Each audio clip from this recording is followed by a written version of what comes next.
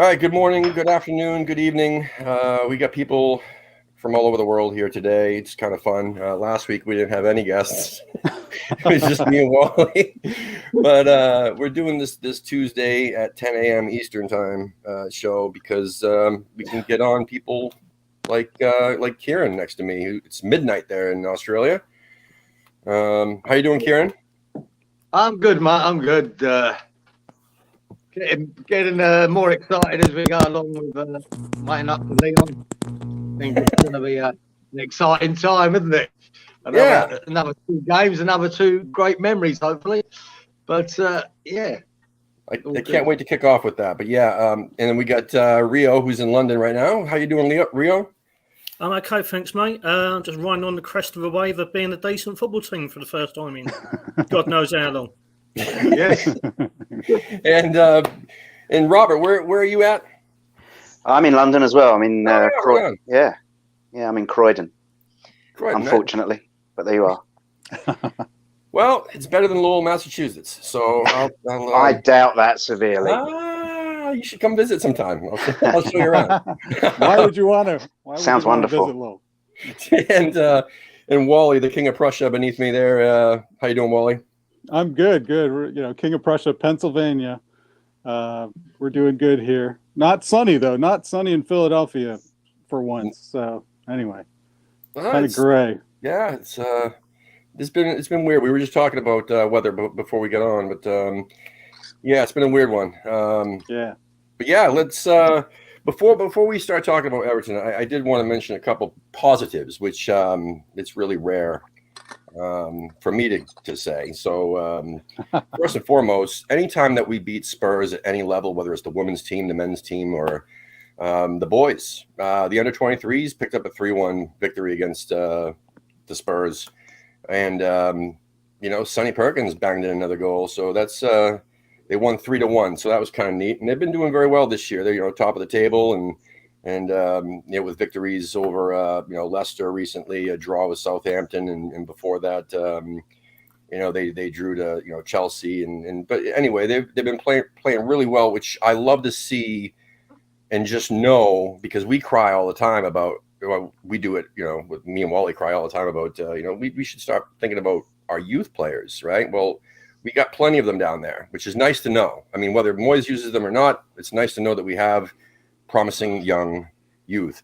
And the other positive I was going to say was we got 90 minutes out of Ryan Fredericks. That was awesome, and a win, right? Yeah. There you go. Wally's favorite guy there, Ryan Fredericks. So, I know. As Ryan Fredericks' biggest and perhaps only fan, it was a beautiful surprise. A beautiful surprise to see him starting, and he did, almost flawless performance. Almost. There was one little mishap, but other than that, he was great. But could he pass to his own team? That's all I care about. He could pass very well. He passed back all the time. Maybe he watched the show. That's what it was. Yeah, right. He watched last week's show. He Moyes did, because we were too, crying about that. Remember anyway. Last week we were saying how we should probably play Fredericks more, but yeah, I was shocked. That was funny. But yeah, again, and the other positive, obviously. Well, there was one other thing. I guess apparently, other than Liverpool, we're the only team in the Premier League to score in every single home match this season, a league match anyway. Wow. So we'll start with that, and your thoughts on the Everton match. We'll go around the table here clockwise. So, Kieran, what were your thoughts on the match? And yeah, I thought it was a massive 3 points. I think it was. I think we really needed it, and so did Everton. Everton were desperate for them 3 points, and that's probably the best performance they put in for quite a while, because they're absolutely pony, aren't they? They're rubbish, and they're all over the place. Frank Lampard, I think he's out of his depth. He don't know what he's doing, man. How he got that job, I'll never know. I really don't. For someone with with hardly any experience at level to keep the team up as well, Jesus. Which he's never done. Yeah, I mean, it was as a game, as a spectacle, I thought it's fairly average. It wasn't the most exciting game. It weren't the worst, but it weren't that good. But I was so delighted with the 3 points. So it was a scrappy, average game. We weren't at our best, but we still got the 3 points, and that's something we can say about lately, isn't it? What we've been doing since in the Moyes era, where we'd normally not get them 3 points. Now we are, and I was delighted, absolutely delighted. Yeah, we needed that. The league form was not at its best, especially this season. So it was nice to pick up 3 points, and it's always nice to pick one up over any Frank Lampard squad, but also Everton. And I don't know, that was very nice. Rio, what were your thoughts on the match, man? Yeah, man, I think you just pretty much nailed it there. It wasn't a great game. We didn't have to make it there. We didn't have to get a second gear, did we, really? Everton are that poor that we could play at 50% and still win. And it's indicative of how comfortable it was. I mean, normally, when the referee holds up at the end, like what's left of added time, and it's balanced at 2-1, and anything more than 1 minute, normally you get a hush around the stadium. Everyone goes, "Oh my God, what's going to happen now?" Because it's what West Ham do. But on Sunday, everyone just went 4 minutes. Oh, fair enough. We'll take that because we didn't look under threat. It was a weird one. That so not a great performance, but Everton are just so shockingly bad, and they've got a lot of problems. Well, Lampard, he's come in. He's not identified where their weaknesses are. Right? They're in a relegation battle. They've got a defence that looks completely lost. Doesn't know one player from the next. Like as soon as we scored, everyone was looking like the Everton defence was looking at each other, pointing fingers. The demeanour, the body language was completely wrong. And despite the fact they equalised, again, no one really seemed really worried. Everyone thought, "Oh well, they've equalised. We'll be in front in another minute or two. Don't worry about it." It's the least potentially stressful game we've had in ages. You're right, Rio. Yeah, I weren't that bothered at the end. Fair enough. Go as long as we ain't losing this. There's no way they're scoring. I don't even remember Fabianski. Did Fabianski make a save? I don't even remember one. Does he ever make a save? Anyway. Here we go. So, Robert, like, how awesome was it to see Dimitri Payet at left back? That was a beautiful goal, man. Yeah, I tell you what. I mean, you talk about Everton being poor and not being worried when the 4-minute board. I'm hardwired to panic when the 4-minute board goes up, and to think that we're going to throw it away. But yeah, it was hard to see that happening. When I mean, Richarlison had a couple of good chances, which on another day might have punished us. But this is a very different West Ham side to what we're used to seeing. So, I like to think that given another year, we'll iron out some of those little errors that have crept in this year. I mean, we're only 4 points, I think, behind where we were at this stage last season. So, given the Europa Cup run, and the fact we got to the quarterfinals of the League Cup as well, and the number of extra games that generates, I think overall we've got to be happy. And Everton are a bit of a bogey team at home, so very, very pleased with the 3 points on Sunday. The sad thing about all of this is that I watched Lampard's post-match press conference, and he was saying that they played very well. He thought they played very well, and that they were unlucky to not get a point from the match.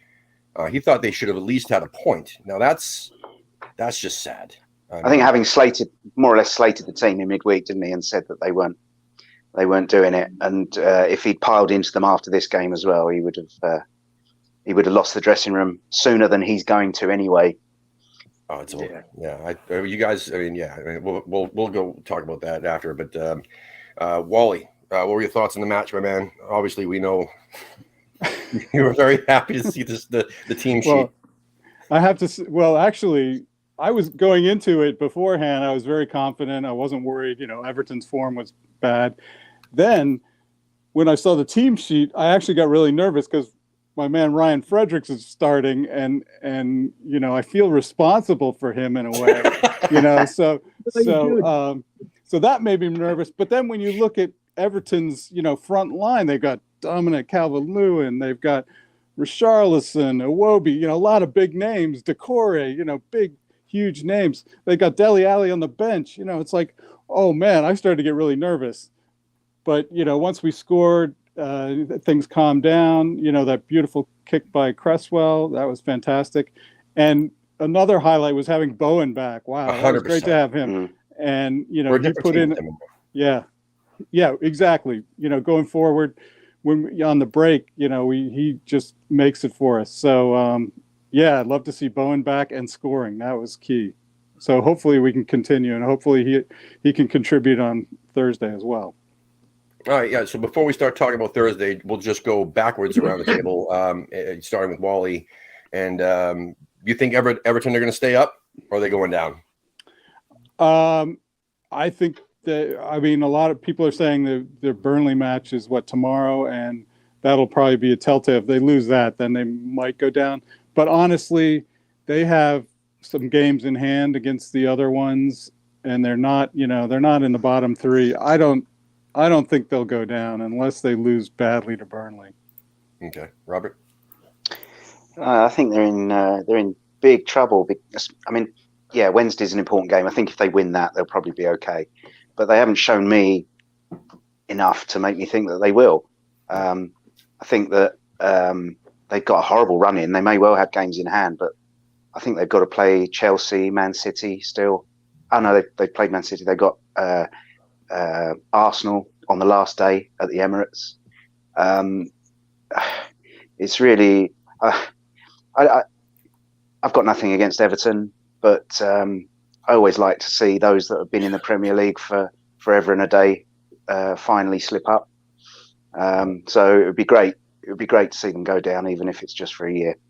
But I think Wednesday is key. If they do win, I think they'll stay up, but I don't think they will. Yeah. Wow. Yeah. I'm like Robert. I've got plenty against Everton. I've got plenty against other teams. So I think every team in the whole league in England, including my own at times. So I don't discriminate. Before Sunday, I got this app on my phone, and it's kept a track of all the games I've ever been to. I'm a bit of a stato like that. And before Sunday, I'd seen us play Everton 34 times. And we'd only won 6 out of them. Wow. So it's a long-standing hatred of them, and I absolutely detest them. They've made me suffer for far too long. So they're running I love that. Absolutely horrendous. My only worry is, I'm desperate to see them go, but I just think, I don't know if Burnley got enough about them to kind of get above Everton now. Sean Dyche normally pulls out the bag every year, keeps them up with what's a pretty poor squad. But is this year a year too far? And of all the years, if he can't do it, the potential to send Everton down would just make my whole season complete. I love that. Kieran, how about you, man? You think Everton are going to stay up or go down? Yeah, I hate them as well. There's probably 3 good reasons why they won't go down, and that's Burnley, Norwich, and Watford, isn't it? Because that's the reasons they won't go down, because there's worse teams than them, and I think they might just scrape it. But say Burnley can turn up and turn them over, mate. That makes it exciting. That means they really are under the pump. I don't know whether you can you sack a manager with about sort of 7 games to go or something, can you? That would be... Someone did it last year, didn't they? Yeah. Sure they did. Oh, it must have been Watford then. It must be Watford. Watford, yeah. Well, they change the manager every 7 games anyway. Yes. Yeah, that's normal for them.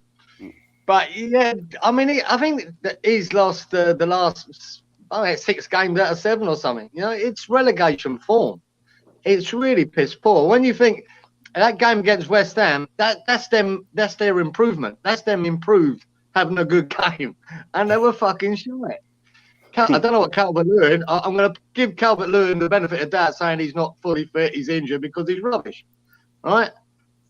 When you've got a transfer policy that goes out and buys fucking Dele Alli, who 3 different managers didn't want him at Tottenham, right? Wouldn't play him. And then Who thought it was a good idea to bring him to Everton? That was brilliant. The fucking mess, it's a mess, right? They sold Deeney because he had a bloody bust up with the manager, what's his name? Rafa. And 2 weeks later, they sacked Rafa. I mean, it doesn't make sense. Nothing. What's going on at Everton makes sense to me. But I think because of the 3 teams below them, they will survive, and they'll just sneak out of it. They don't deserve to, but they will. And the interesting part, if they do just survive, do they still sack Lampard, or do they suffer that for another year? I don't know. I think they would probably suffer with it, and I think he would too. But yeah, I forgot. Here's the funny thing. It's kind of sad. I for 100% thought they were going to be in the bottom 3, but like you said, Kieran, those 3 teams beneath them, I actually forgot Watford were still in the fucking league. So I only thought there were 2 other teams beneath them. Like, Watford is so shit. Like, I totally forgot about them. So I was just thinking that, it was going to be Norwich and Burnley below them. But yeah, thank you. So now I guess I changed my mind. So Everton is going to stay up. Here's a question. Here's a question for you though. If Burnley do win on Wednesday, would you be happy to hand over 3 points to Burnley on Easter Sunday if it meant Everton went down? Ooh. Do you hate them that much? All right. I think Leo would. Leo would. Yeah. No, I can never want West Ham to lose. Even in these bizarre circumstances, Everton work away and like, ruin it anyway. So, come on. Let's be sensible. It's a tempting thought, but I would. Yeah. It's tempting, but no, I would take the 3 points for us. Yeah. Yeah. I mean, I honestly don't think that they're going to recover next year anyway. So Everton's not really going to be a threat so long as they have Lampard in charge anyway. They're just a mess. So I would rather have a team like that in our league, I guess. So, but listen, having Bowen. There's another thing before we talk about Leon I want to talk about is obviously Bowen, like the importance of having Bowen in the squad. What were your thoughts on actually seeing him get minutes? Were you scared? Let's go with Kieran and go around the table. Yeah, I was a bit bothered, mate, because when you see Moyes in his pre-match press conference saying he would like to have given him another few more days or a week, I was going, "Oh, don't be rushing him back, please. Don't fuck it up now." And I think he did. When you see, if you watch the game back, you'd see that he was only about 70%, and he was still decent. He still impacted the game here and there. You know, one is the free kick that Cresswell hit the top corner with. You know, he put a nice through ball to Antonio, and we nearly scored from. I was worried though, and at the end of that game, when you see him at the end walking about, he was hobbling. And I was kind of, I'm not sure that was such a great idea, but it's good to see him back. We're a better team with him in it. He's been one of the outstanding players we've had this season. I think he's up there for Hammer of the Year with Ron. So yeah, nice to see him back, but I'm a little bit concerned whether now it cost him 90 minutes against Leon. Yeah, Rio. Yeah, I think if Lanzini hadn't been absent without, a proper driver because of the accident, that, he wouldn't have played Bowen. I think he might be on the bench, maybe come on to 10, 15 minutes. But he just brings so much to this side, doesn't he? He's the obvious goal threat at the moment because Antonio, for all his muscle and his huff and puff, hasn't hit the back of the net for far too long in the league, on a regular basis anyway. That Jarrod Bowen brings that energy, that work rate, that desire. He troubles any defence in this league. So, and I just think as well, it's what with Thursday coming up, it was an ideal time against a team that's struggling defensively to bring him in and give him a bit of game time. Yeah. So it's normally the West Ham way. You rush a player back, he gets injured. Yeah. I hate saying this, but it's a whole different West Ham to what I grew up with. Now we're not doing these silly things anymore. But I think it was more through Lanzini being missing. But I was glad to see him back, and even glad to see him leave on 2 legs. Robert? Yeah, I agree with Rio. I think it was important that Bowen got minutes at the weekend. I had thought maybe it would be the other way around, that maybe he would come on as a substitute in the second half, maybe to get half an hour under his belt before Leon. But but obviously he does bring a whole new dynamic to the team when he's playing, and even at 70-80% fit, he made a difference. So obviously important that he played some part on Sunday to get some minutes under his belt and have him rearing to go on Thursday.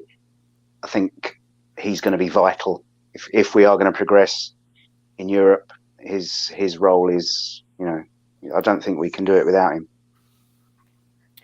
Wally?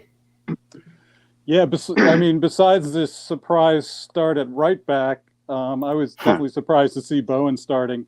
I assumed Lanzini would be playing because, they said he was okay from his accident, and he's suspended on Thursday, so I assumed Lanzini would be playing. So, but it was pleasant to see him out there, and he did really well. I thought my only concern was, like Kieran said, like at the end of the match, after the whistle blew and then people were walking around, and he was definitely limping. I was like, oh no. So I guess we'll see. I assume Moyes doesn't say anything about that. But so there's maybe no update on that. But yeah, I hope he's okay enough for, playing some time on Thursday, because, with Lanzini out, we need him. My prediction is that he's not going to start against Lyon. They're going to save him for Brentford because, the league is still important, but also it's because of what Moyes said in like his most recent press conferences, post-match, pre-match, whatever, saying that he's told his players, the importance of the second leg. Like that's what he really cares about is the second leg, and that showed against Sevilla. I mean, I really don't think he sees much importance in the first leg against Lyon. He feels that he obviously has a great squad as it is, even without Bowen. I think my prediction would be that he'd rest Bowen or maybe bring Bowen on late against Lyon and then save him for Brentford, because it's Brentford away. It's our bogey team, a team that we need 3 points on Sunday, right? I mean, that's just my opinion. But what do you guys think about that, Wally? And we'll go back around. Yeah, that's an interesting point I hadn't thought about, because the first leg in Sevilla, we definitely didn't really go for it, and we're obviously, and I don't know if that was because it was away versus home, maybe, but that's an interesting thought. Maybe rest him and bring him on later or something. Play Vlasic maybe, or So besides the thought of like what I think that Moyes might do, like what would your opinion be? Like what would you do in that situation? Because we got not just Lyon on Thursday, but we also have a league match, a very important one on Sunday. Yeah. Well, I would, because Lanzini's not playing, I would strap him up and throw him out there. That's what I would do. Okay. No, fair enough, man. Opinions are like assholes. So as we go around, Robert. Speaking of which, I'd go balls out on Thursday and try and get a 3-0 lead, because we're not playing that well away from home at the moment. I think we've got to win the tie on Thursday, I think. So I would play him. I would play him from the start. I would too. Don't get me wrong. I'm just saying. Okay, you're second guessing what Moyes is going to do, but well, mainly because we are so awesome at home. I think that he might lighten the squad, and not just the fact that we're playing at home and we do so well at home, but the fact that it's like these weird subtleties that he subliminal things that he says in his press conferences. About. Like he literally said multiple times, it's the second leg's the most important. And I'm paraphrasing, obviously, but that's or I could be reading it wrong. Second leg is most important in that it's what determines the result. But obviously, if you lose the first leg 3-0, then the second leg is, that's logic. It's not the most important. But is West Ham logical? Yeah. Rio, what are your thoughts? I think we'll probably touch on this a little bit more when we actually discuss the Leon game itself. But I'd play him. There's a magazine article over here which said that, because last year, Jared Bowen always used to be one of the ones that always took off after about 70 minutes, 75 minutes. Every single week. Like, it's Ben Rama's his turn at the moment. But in the summer, Bowen did a lot of work on developing his fitness. His uncle's got a farm out in the country somewhere. And he was running up and down unploughed fields to develop the strength in his leg muscles. And I think that's paid dividends. You can see that. He's full of running from minute 1 to minute 90 this season. Like, this injury is the first one he's had since he's been here. It's obviously a setback, but on Sunday he was kind of like, he was struggling a little bit towards the end, but he was still there. He was still putting in the shift, doing all the work. And I think because of the way we play and the way that Leon also play, we need that kind of pace and power from him on Thursday night. And I think Jared's the ideal person to exploit Leon's deficiencies at the back. So I'd play him. Yeah. Kieran.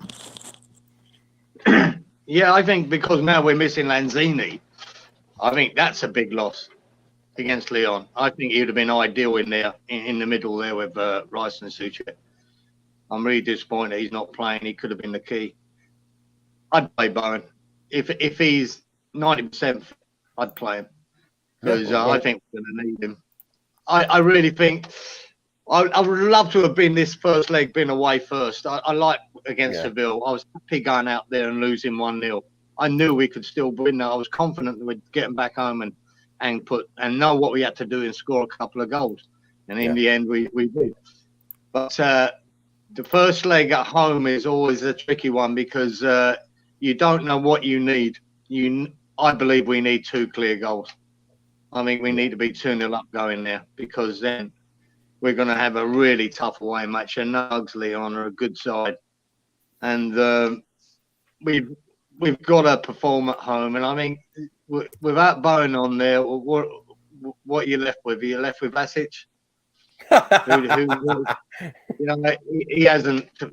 To me, I like the idea of Vlasic coming good, but I haven't seen enough signs of it yet to say, he's going to be a good player. I don't think he's going to do what Fornells has done or Bowen, just really come good and be superb for us.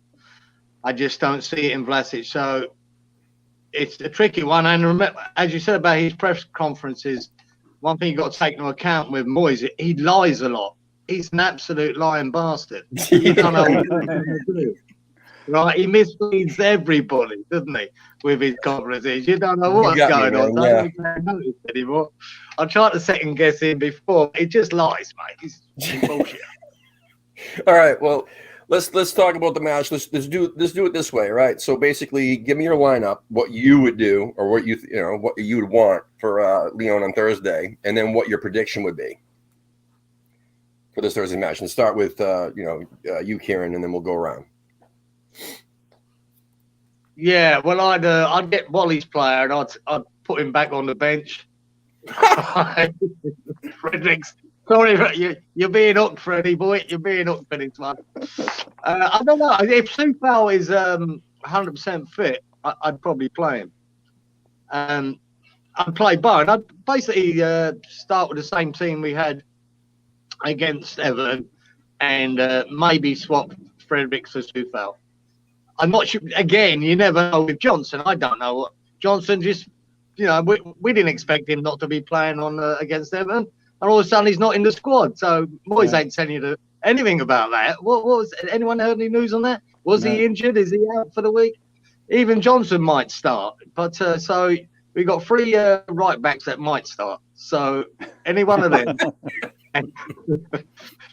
But. Yeah, I think I'd play Bowen. It'd be the same lineup. I think it almost picks itself, doesn't it? Because who else, as our bench is so light, we've got Vlasic or Yarmolenko or, who else? Maybe he was saving Johnson for Leon, maybe. Yeah, that's a possibility. he'll Which never is the tell rest you of the that. lineup the same? Yeah. Yeah. So what's your prediction? So that's it. I've got predictions. I think we. Oh, I don't know. I'm scared.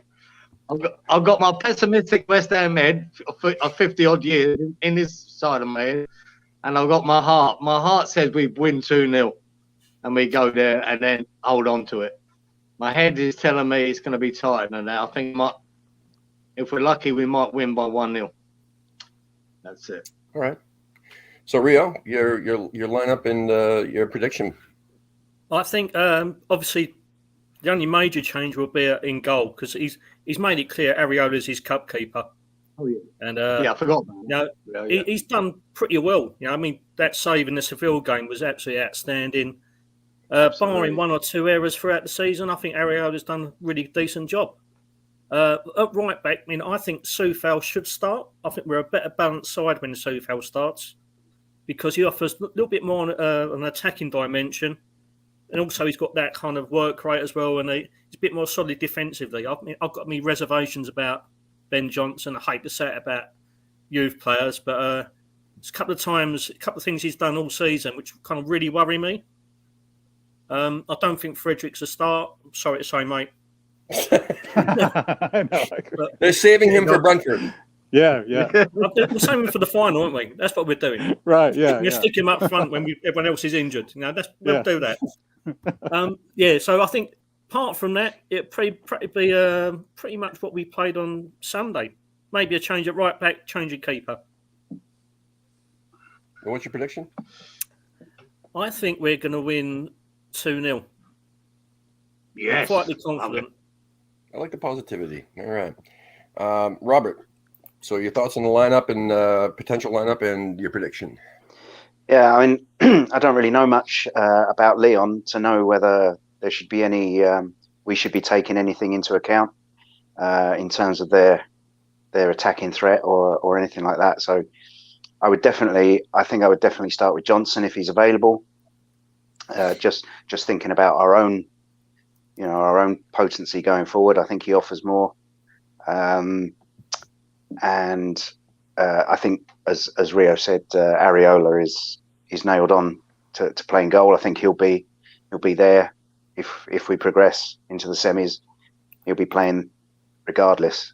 And that save against Sevilla, kind of, he deserves it, doesn't he? He doesn't deserve to be dropped. I'm not a tactician. I like to think that we worry about our own game and let them worry about us, particularly at home. I think we'll win. I know. I just saw Lee High, by the way. I saw you say hello earlier. Said they've got the best defense in the Europa League. But not so much in the league. But they're 10th. Yeah. They're 10th in the French First Division, I think.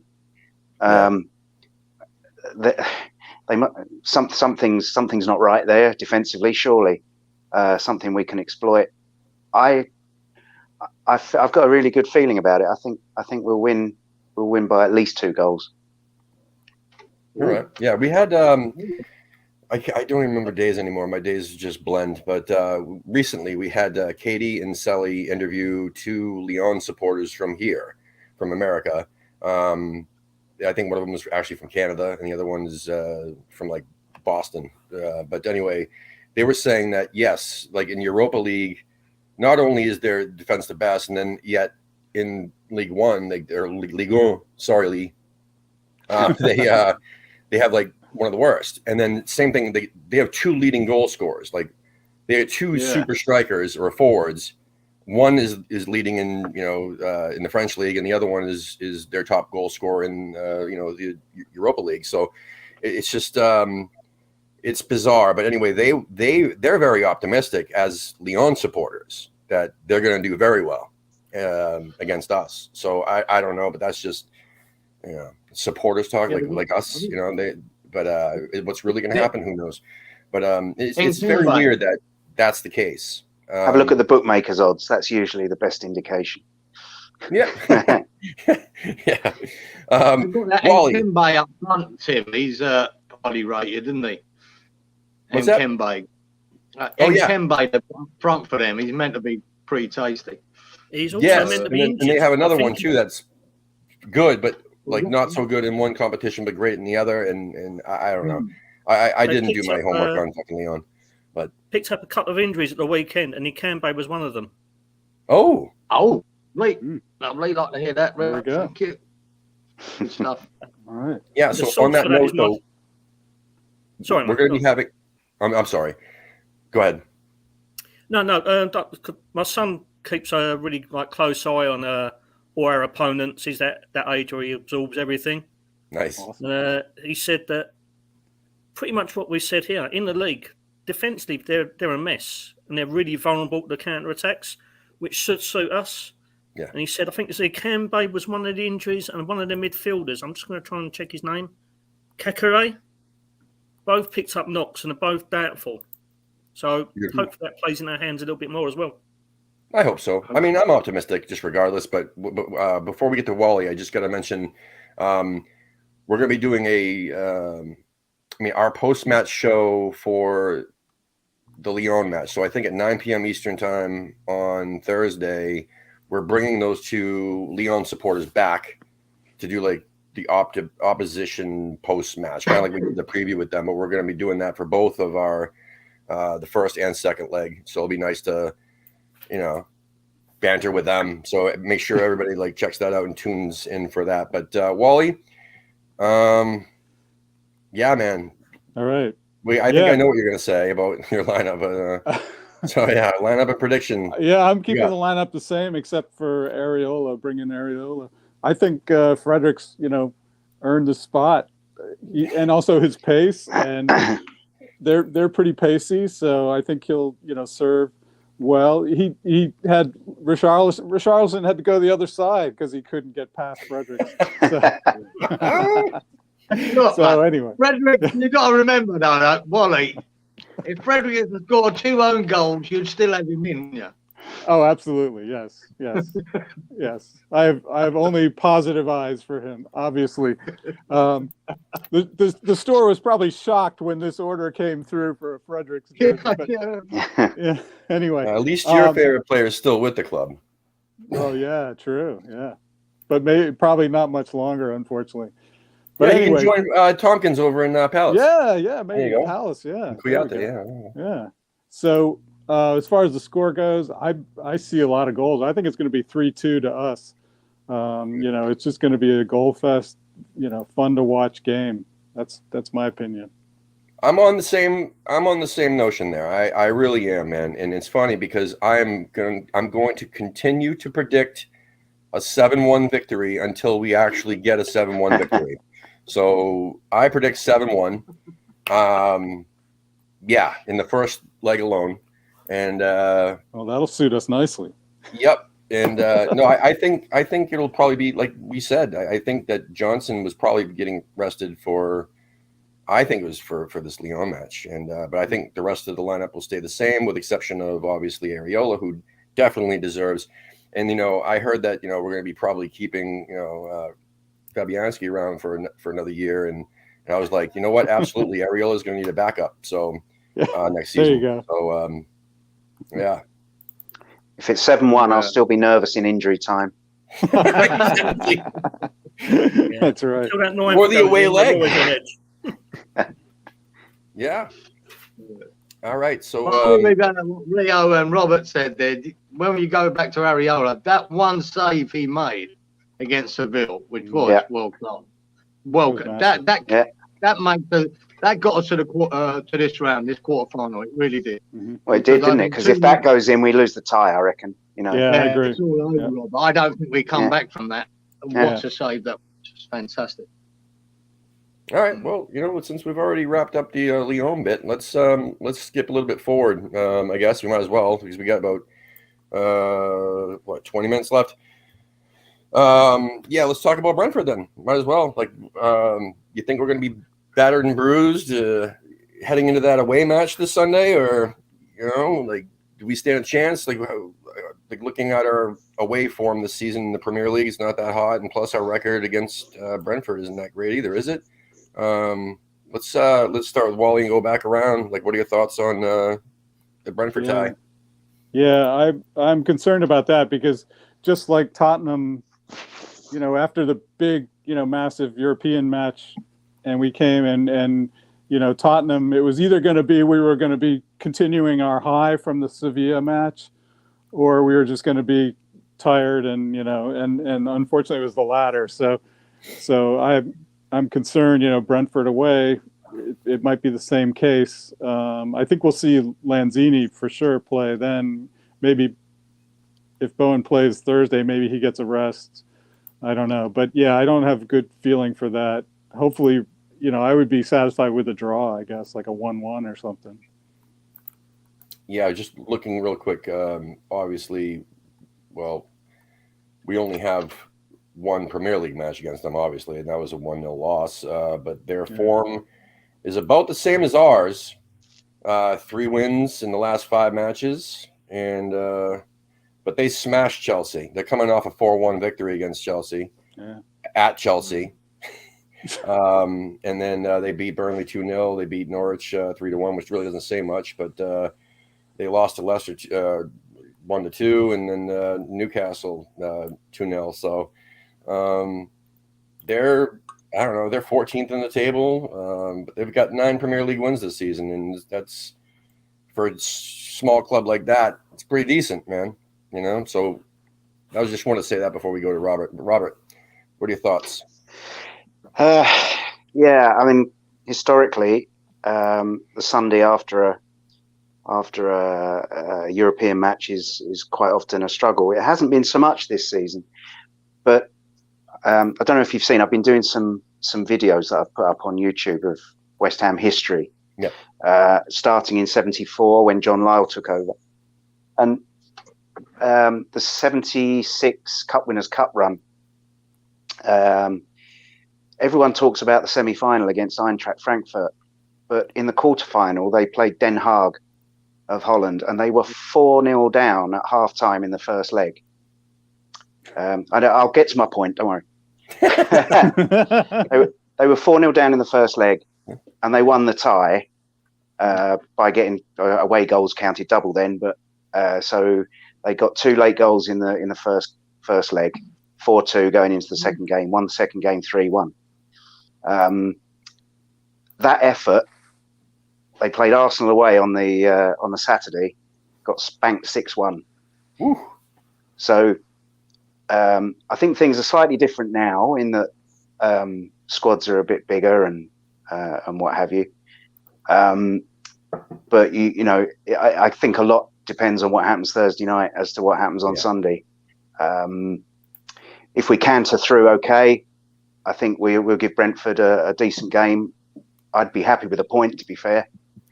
I can't see us. Brentford have got one of those in-your-face managers who we always seem to struggle against. I think we do well to get a point, even if we just canter through. But if Thursday night is a struggle, I think we'll get beaten. Yeah, Rio. Yeah, I think Robert's just summed up really well there. The game earlier in the season against Brentford, I mean, Brentford come up with this reputation as being a free-flowing attacking football side. The thing that stood out for me from the home game was they were masters of the dark arts. They killed the game at every opportunity. Yeah. They dived like anything. Yeah, I remember that. It was an abysmal game to watch because they just spoiled everything. So, I mean, I expect plenty more of that. I think Moyes won't make the same mistake as he did against Tottenham. I don't think he'll alter the system, which kind of disrupted our flow. Bringing Arthur in is never a good idea at the best of times. But, it's just never a good idea. Yeah, it's never. But bringing him in and altering the way we set up against Tottenham kind of went against us a little bit, and it took us 25 minutes, 30 minutes to kind of adjust and get into the game. My only other kind of concern is, and I hate this. Well, I don't hate this. I hate to say it. Previously, I detest Tottenham as much as, well, even more than Everton. Right? It's a given, isn't it? Yeah? But when he was playing for him, Christian Eriksen was one of them players which I would have paid to watch week in, week out. He was an absolute joy to watch. What he's been through in the last year has been like horrifying, and I'm just so glad to see him back in the football field because he's a natural entertainer for me, right? And he's a joy to watch. I'm glad to see him back. I'm glad to see him fit, firing, and scoring goals. I just hope he gets injured before Sunday. Yeah, yeah, because he's making Brentford tick again. Brentford going a really sticky patch. Eriksen coming the side, and he's making them tick. He's a quality player, so he worries me more than anything. yeah. Which they didn't have him in the first match, and also I need to correct myself. It was actually a 2-1 loss, and that second goal was deep in stoppage time. It was like the 94th minute, where they it was a 1-1 match, and then they just fucking killed us. But yeah, like you said, they've improved their squad, right? Since October. Yeah. So that's a worry. You know what I mean? Yeah. But many worries, and also Christian Eriksen does seem to have a history against us, like scoring goals or in beautiful assists and so on at his time with Tottenham. Obviously they're not Tottenham, but or the same, and neither is he, but he's definitely still got some talent. But Kieran, what are your thoughts on Brentford? Yeah, well, firstly, thanks, Robert, for bringing back a great memory, that Den Haag. That Den Haag. What a memory. I think I was 15 at the time, and that happened. Yeah, that I always remember the Eintracht Frankfurt game, as you say. So I think I was at that. I think that was my first European game to watch West Ham, and what a night that was. But yeah, was it Van der Elst playing for Den Haag then? He played for Anderlecht in the final, didn't he? Van der Elst. He scored twice for Anderlecht in the final. That's it. Yeah, he done us, didn't he? So we bought him. Yeah. So, yeah. I think like Wally said, Tottenham. The Tottenham game sticks in my mind. And as Rio said, we changed the bloody formation around. We bring in Masuaku, and we look dead on our feet, didn't we? After such a great night against Seville, probably the best night, by all accounts, that London Stadium's ever had. Everyone's on a high. You think that momentum might get us onto, and it's Tottenham, we'll do them. But we were second best at everything that night, or that day. We weren't in the game, and it doesn't help where Kane's back to his brilliant best at the moment. He's firing on all cylinders. Brentford are not quite a Tottenham, but they are dangerous, mate. They got Ivan Toney there. He's strong. He's bullying. I think Rudiger can deal with him, and Dawson. But we're trying to stay in this. I never believed we could do top 4, but I always wanted to secure top 6. To have 2 seasons in the top 6. In my lifetime, it's hard to remember 2 consistent seasons. There's not many in all the years I've watched them. So to do that, top 6 again would be brilliant. And the problem we've got with all the teams that we're battling for in that top 6, none of them have got Europe, bar us. We're the only team. No Man United or Wolves or Arsenal or Tottenham. They've all just got the league to concentrate on. So it's tough. So Brentford, if you really think we want to try and secure top 6 position, I think we need to beat Brentford. We need to get 3 points because we've got to, we've still got Arsenal to come and win Chelsea. Tough games, where we probably won't get much out of. So these games, Brentford, and Everton, these are the ones we've got to get the points if we want to try and get top 6. And if the worst comes to the worst, we still want to finish 7th. We want to finish above Wolves. So it's important that we get it. Will it be tough? I think after going away or playing at home in Europe and then coming back on a Sunday, a draw wouldn't be the worst result. But I think we'd love to have the 3 points. But it's going to be tough. All right, let's go around the table real quick, and because we got a few minutes left. Who's your favorite team to beat? I know I probably asked a couple of you guys this before, but let's just do it again. So if there's just one team that you love to beat more than any other, and why? Let's start with Karen and go around. Yeah, when you've done the first interview a couple of years ago, Tim, didn't I? Yeah. For me, I know it's a Spurs thing more recently, but in my day, say 70s and 80s, it was always Man United for me to beat. That was my favourite team to beat. the amount of superstars they had in that team, even going back to George Best and Bobby Charlton and Dennis Law and that. And then later, and the team they built later on. I always loved beating them. Fucking hate Man United. They were too good, you know what I mean? And there are too many bloody superstars in the team, and they always giving it large. So I love beating them, and I'll always say that it's always Man United for me. There we go. Is it Everton? Can I cheat on this one? Yeah. I'm going to nominate 3 sides. Okay. That's fine. Normally, Millwall is one of them, but they're irrelevant to us. We so very rarely play them. Right? Who are they, basically? I would say Tottenham because I hate Tottenham more than anyone else in the world, but that gives them more publicity, so I have to skip that. So I'm going to say Arsenal because their fan base is just so self-entitled and full of themselves. Yeah, I'll give you that. Yeah. It's the one away game of the season where I go to, and I'm quite a mild-mannered, classic kind of shy bloke. I get told off when my boy comes with me, and both of my sons have been with me at Arsenal away, and they've seen a different side of me, and I don't feel impressed. Sorry, that's good. Well, you can't spell Arsenal without arse, so yeah. All right, Robert. You always say arse just before you come to me. Have you realise that? This is the second time. Yeah. Sorry. Seeing as we haven't played Luton for 25 years, that's right. Right. It's going to have to be, for me, every time it's Liverpool. Because I probably for the same reasons as Kieran, I started going sort of early 80s, and Liverpool were just the team to beat, and we didn't do it very often. So when we did, it was always really, really special for me.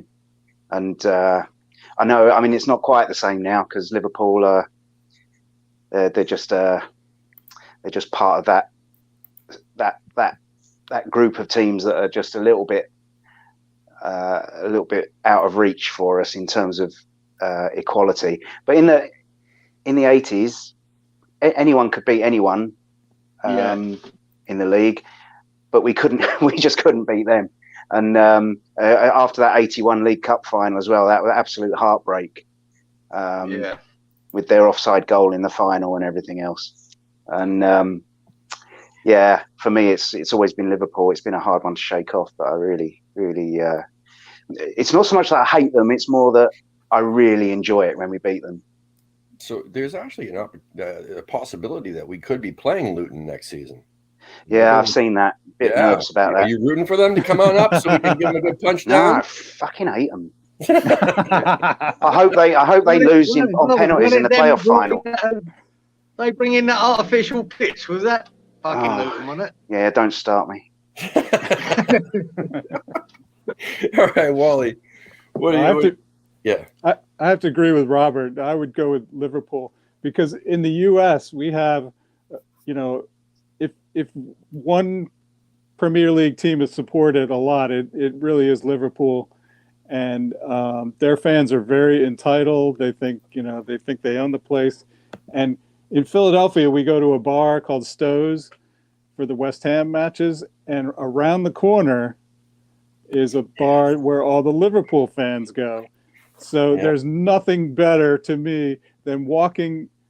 If we've beaten Liverpool, I think we did once. I got to walk around. My car was parked right outside of where the Liverpool bar was, and they were all outside, like totally like crushed, because we beat them. It was marvelous. Anyway, so I say Liverpool. Yeah, mine's always been. Well, again, it's kind of like Rio, where there's multiple for many reasons, and actually Robert too. But let's just put it this way: Tottenham is the absolute worst for me. And then that also has to do with kind of like what Wally was saying, where it's the American supporters that drive us mad. Yeah. Like it's not so much like I haven't been to an away or even a home match against Tottenham over there in London, so I don't know what their supporters are really like. I just know that here they're the most detestable, condescending. They are, pieces of shit on this fucking planet. They think they're all like they're better than they are. Kind of like what you were describing, Rio, about Arsenal supporters. That's an American Tottenham supporter. Like they think that they're the shit, and even though they're not. But that drives me mad more than anything else. But Man United was always my pick because, again, they're one of the biggest teams in the world, biggest clubs in the world. Like anybody, you could go to any country in this world and say Man United, and you first and foremost see somebody wearing a freaking Man United jersey anywhere in this world. So when we actually beat them, it's just that much. Like when West Ham actually beats Man United, it just feels so good knowing that many people in this world are heartbroken that West Ham beat them. You know what I mean? Yeah. There's plenty more Man United supporters than there are Tottenham. So if we hurt them, we're hurting more people than that. You know what I mean? Like that's why I hate fucking Man United more than anything else. But no, I'm sorry. I love to beat Man United more than anybody else, but I hate Tottenham more than anybody else. If that makes any sense. I don't know. If it keeps your mind at ease, mate, the way the Tottenham fans are over there, they are far probably worse here. So Yeah, that's what I hear. You know, I'm dying to go over there, but I don't know, and watch a Tottenham match. But at the same time, I just fucking can't stand their uniforms. I can't stand their fucking their colors. I can't stand. That's why I hate Millwall too. They're pretty much essentially the same colors. You know what I mean? I just can't stand that fucking navy blue and white, man. But anyway, but yeah. So before we head off, because we only got literally a few minutes left, I just want to go around and I know a lot of us here can be seen on other channels or have other things going on, or just let us know where people can find you on social media, or like Robert, you can talk about your books and your channel, and then Rio can talk about Knees Up Brown, etc. So, but Kieran, I mean, you're Mr. Everywhere. You're in every friggin' West Ham related chat room anyway, so people can banter with you if they want to. Where? Yeah, I'm based in Brisbane. That's it. But I'd put on with Hammers Fans United with Titch and Green Street Eats with Budgie. I'm off now and again. I'm in KUMB's chat. A few times I've talked to Rio on there. You probably won't remember, but that's it, mate. I don't do social media that much. I talk to Wally on WhatsApp. That's there. You go. There we go. Right on, Rio. Oh yeah, so I'm been a moderator on Knees Up Mother Brown for far too long, 25 years now. It's 25th anniversary of the site this year. I do the Eyes Up Mother Brown live kind of streams when I'm not at games. So if anyone's bored one day and wants to watch me talk drivel and stutter and stumble over my words as I do with aplomb, check that on the YouTube channel at KUMB 1997. If you want to find me on social media, it's Rio Barlow, Instagram, Twitter. Yeah, I'll do what I can. I'll bore people to death about West Ham whenever you want. Yes, but anyway, I love having you guys, on here and every single one of you too, because I mean, I love, seeing Kieran in our chats. I love, watching the live streams with you guys, like over there at Knees Up with the Brown. You're probably the only live stream I'll actually watch when it comes down to the watch alongs and stuff like that. Because you and Gnome and everybody do. I love it over there. It's a good time. It's relaxing and it's good and it's funny and but yeah, Robert, what about you, my man? My books are still available on Amazon, I believe, although the first 3 are out of print now. An Irrational Hatred of Luton, West Ham Till I Die, The Legacy of Barry Green, and An Irrational Hatred of Everything.